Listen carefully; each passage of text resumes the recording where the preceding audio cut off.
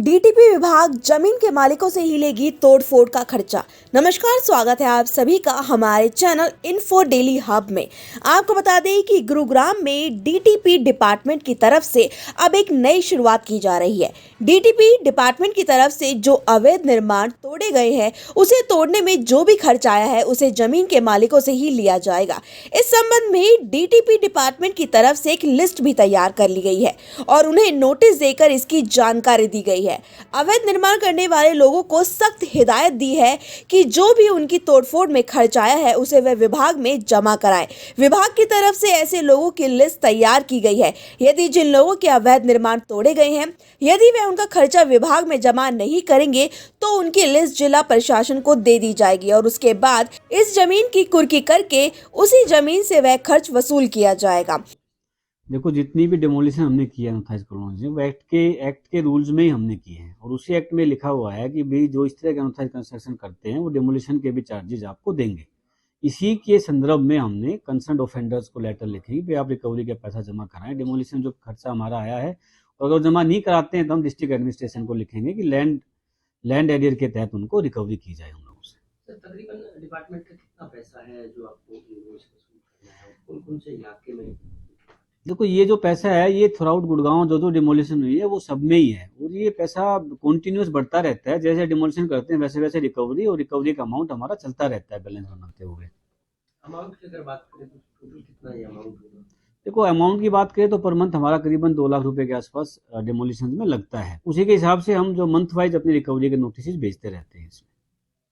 दूसरा सर, अगर हम बात करें तो गुरुग्राम की 21 जो अवैध कॉलोनी थी वो पास की गई है, कितनी बड़ी राहत लोगों के लिए और किस तरह से?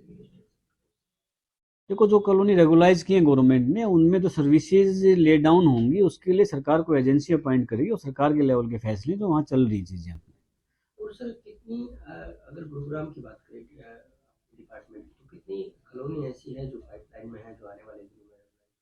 देखो, टाउन प्लानिंग में तो 3 कॉलोनी और हैं जो सरकार के पास गई हुई है अप्रूवल के लिए। पॉलिसी के तहत जो कॉलोनी इसमें फिट बैठ रही थी वो हमने सारी सरकार को भेज दी है।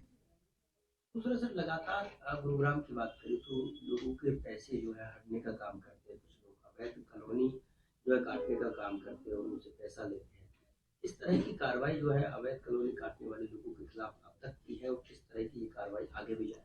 देखो, अवैध कॉलोनी काटने वालों के खिलाफ हम लगातार अपनी एफआईआर दर्ज करवा रहे हैं, डिमोलिशन कर रहे हैं और जो भी एक्शन एक्ट के अंदर लिखा हुआ है हम सारे एक्शन उनके अगेंस्ट ले रहे हैं। फिर भी लोगों से मैं बार बार ये अपील कर रहा हूँ कि गुड़गांव में कोई भी इन्वेस्टमेंट करने से पहले वो इस डिपार्टमेंट से कंसल्ट जरूर करें ताकि वो इस तरह की जालसाजी और हेराफेरी से बच सके।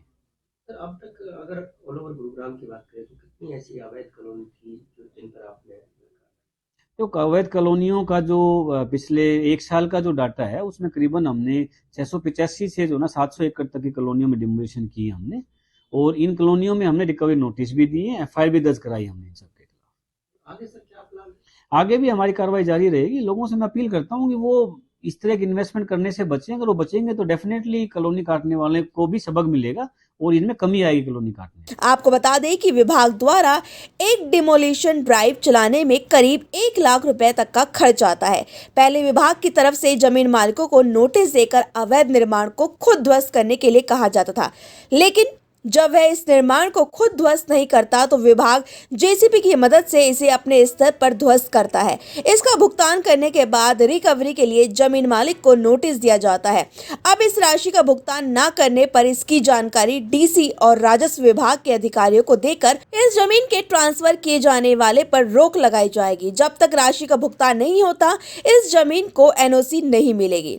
फिलहाल के लिए इतना ही। ऐसी ही तमाम खबरें जानने के लिए जुड़े रहें हमारे साथ और जाने से पहले चैनल को लाइक, शेयर एंड सब्सक्राइब करना ना भूलें।